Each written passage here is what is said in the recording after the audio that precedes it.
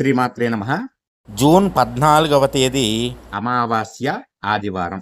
అధిక అమావాస్య అంటారు. అధిక మాసంలో వస్తుంది కాబట్టి. మళ్ళీ ఇలాంటి అధిక అమావాస్య రావాలంటే 3 ఏళ్ళు వెయిట్ చేయాలి మీరు. కాబట్టి ఆ రోజు మీరు ఏ గ్రామంలో నివసిస్తున్నారో ఆ గ్రామానికి ఉండేటటువంటి గ్రామ దేవతకి నైవేద్యం పెట్టండి. ఏ నైవేద్యం?